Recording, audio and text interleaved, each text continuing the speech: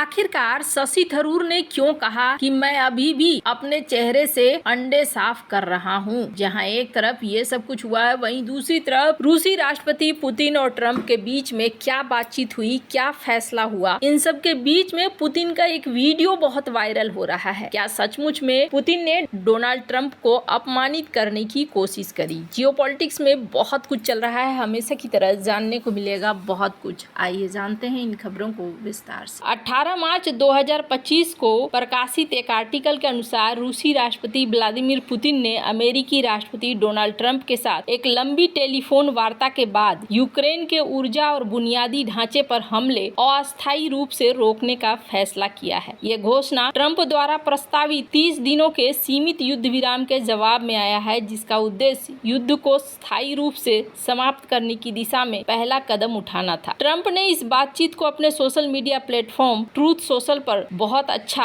और प्रोडक्टिव बताया। पुतिन ने यूक्रेन के ऊर्जा लक्ष्यों पर हमले रोकने के लिए सहमति दी, लेकिन व्यापक 30 दिन की युद्ध विराम पर हस्ताक्षर करने से कथित तौर पर इनकार कर दिया। इसका मतलब है कि नागरिक क्षेत्रों, शहरों और बंदरगाहों पर हमले जारी रह सकते हैं। क्रेमलिन के बयान में कहा गया कि पुतिन ने ट्रंप के प्रस्ताव का सकारात्मक जवाब दिया और रूसी सेना को तुरंत संबंधित आदेश जारी किए। हालांकि उन्होंने पश्चिमी देशों से यूक्रेन को सैन्य सहायता बंद करने की मांग को प्रमुख शर्त के रूप में दोहराया। यूक्रेन ने अभी तक इस नए समझौते पर औपचारिक प्रतिक्रिया नहीं दी है। कीव ने पहले अमेरिका के 30 दिवसीय युद्ध विराम प्रस्ताव को स्वीकार किया था, लेकिन वह रूस पर युद्ध को लंबा करने के लिए देरी के हथकंडे अपनाने का आरोप लगाता रहा है। अल जजीरा के संवाददाता का कहना है कि यूक्रेन को आशंका है कि रूस इस अवधि का उपयोग जमीन और लाभ हासिल करने के लिए कर सकता है। यूरोपीय नेताओं ने इस कदम को शांति की दिशा में पहला कदम करार दिया है, लेकिन यूक्रेन को और समर्थन देने की प्रतिबद्धता दोहराई है। जर्मनी के निवर्तमान चांसलर ओलाफ सोल्स और फ्रांस के राष्ट्रपति इमैनुअल मैक्रोन ने बर्लिन में एक जॉइंट प्रेस कॉन्फ्रेंस में कहा कि हम दोनों इस बात पर सहमत हैं कि यूक्रेन हम पर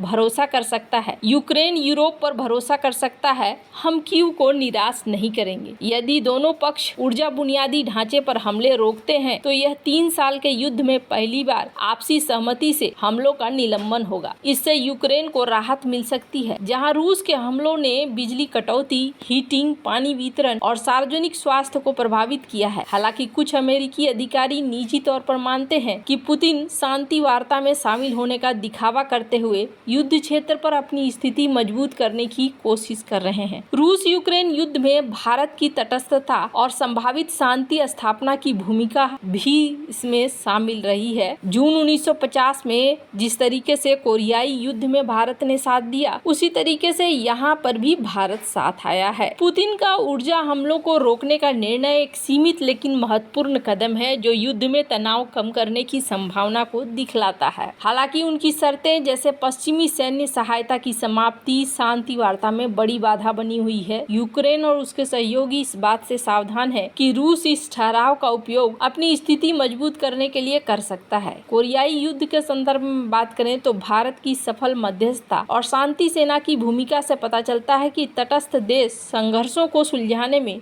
महत्वपूर्ण योगदान दे सकते हैं। वर्तमान में भारत रूस और यूक्रेन दोनों के साथ संबंध बनाए हुए है। ये स्थिति भारत को भविष्य में शांति प्रक्रिया में योगदान देने की क्षमता प्रदान करती है, जैसा कि शशि थरूर ने भी रायसीना संवाद में सुझाया था। अब यहाँ पर आप देख सकते हैं कि शशि थरूर से एक सवाल पूछा गया और कहा गया कि आपने शुरू में मना किया था। कांग्रेस सांसद और पूर्व विदेश राज्य मंत्री शशि थरूर ने फरवरी 2022 में रूस के यूक्रेन पर आक्रमण के दौरान भारत की तटस्थ नीति की आलोचना की थी। संसद में उन्होंने तर्क दिया था कि भारत को रूस की आक्रामकता की निंदा करनी चाहिए थी, क्योंकि यह संयुक्त राष्ट्र चार्टर, सीमा अखंडता और यूक्रेन की संप्रभुता का उल्लंघन था। उनका मानना था कि भारत का ऐतिहासिक रुख जो अंतर्राष्ट्रीय विवादों में बल प्रयोग के खिलाफ रहा है, रूस के खिलाफ मजबूती की मांग करता रहा है। रायसीना संवाद में थरूर ने स्वीकार किया कि भारत की संतुलित विरोधित कूटनीति प्रभावी साबित हुई, जिससे उन्हें अपनी गलत धारणा पर शर्मिंदगी हुई। उन्होंने कहा कि भारत की तटस्थता ने प्रधानमंत्री नरेंद्र मोदी को यूक्रेन और रूस दोनों के साथ सौहार्दपूर्ण संबंध बनाए रखने में सक्षम बनाया। उन्होंने उदाहरण दिया कि मोदी 2 हफ्तों के अंतराल में यूक्रेन के राष्ट्रपति और मॉस्को के राष्ट्रपति को गले लगा सके, दोनों जगह स्वीकार किए गए। थरूर ने माना कि ये लचीलापन भारत को शांति मध्यस्थता में अद्वितीय स्थिति देता है। थरूर ने भारत की यूरोप में भौगोलिक दूरी और तटस्थता के ऐतिहासिक प्रतिबद्धता को उसकी विश्वसनीयता बढ़ाने वाला कारक बताया। उनका मानना है कि भारत रूस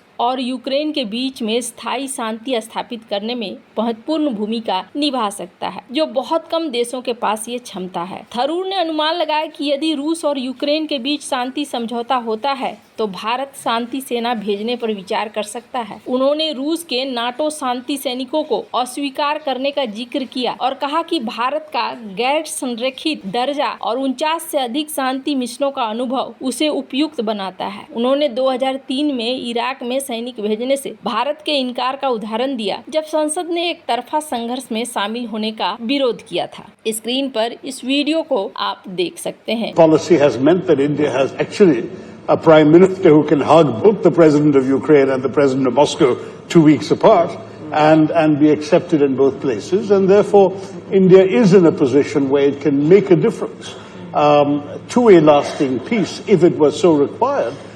In ways that very few countries would be able to. And it's partially, I mean, again, going back to some of the things that Stephen Harper and Espen said, distance helps.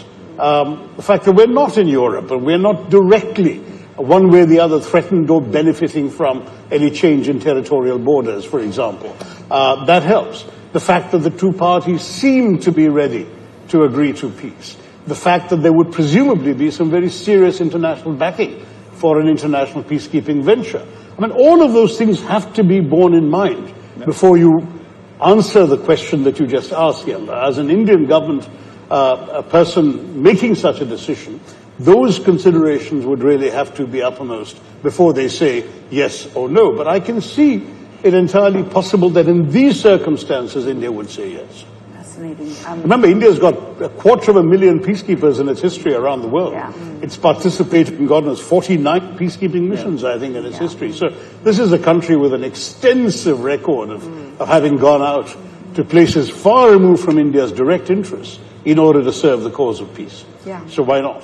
यहाँ पर आखिरकार भारत की बात सही हुई और भारत का जो रवैया है वो यहाँ पर सही होता हुआ दिखा। पर इस पूरे क्रम में ना एक चीज बहुत ज्यादा चर्चा में रही और कहा जा रहा है कि क्या यहाँ पर राष्ट्रपति पुतिन ने जानबूझकर इंतजार करवाया डोनाल्ड ट्रंप को। स्क्रीन पर एक वीडियो देखिए। Заявлением Дмитрия Сергеевича Пескова у вас разговор должен до 18 часов состояться с Дональдом Трампом. Не знаю, насколько он... Работа такая. Ну, не знаю, сейчас надо посмотреть, что на эту фразу скажет Трамп. Может быть, он любит интервью давать, может, я уже Трампа не упоминал. Не-не-не, он знает, что у нас дискуссии. इस वीडियो में पुतिन एक मीटिंग में नजर आ रहे हैं, जिस मीटिंग में वो बैठे हुए हैं। कहा जा रहा है कि जो रूस के धनी वर्ग के लोग हैं उनके साथ ये मीटिंग में बैठे हुए हैं और इस मीटिंग में वो बातें कर रहे होते हैं कि तभी उनके बगल के सहयोगी उन्हें याद दिलाते हैं कि पेस्कोव ने कहा था आपकी एक मीटिंग है 6 बजे, सही है? तो इन्होंने कहा नहीं और उसके बाद सारे लोग हंस पड़े। फिर उन्होंने कहा कि ये तो जॉब का पार्ट है, वो समझ सकते हैं और वो भी इस वीडियो को जरूर देखेंगे और वो एंजॉय करेंगे, डिस्कस करेंगे। अब ये कितनी बड़ी सच्चाई है ये तो दोनों ही जाने, पर इसका जो आउटकम है वो आउटकम कहीं न कहीं रूस यूक्रेन युद्ध की शांति की तरफ जाता हुआ दिख रहा है। आपको क्या लगता है इन सब मामले में, आपकी क्या राय है? कमेंट कर जरूर बताएं। जल्द मिलते हैं अगले वीडियो में नई खबर के साथ।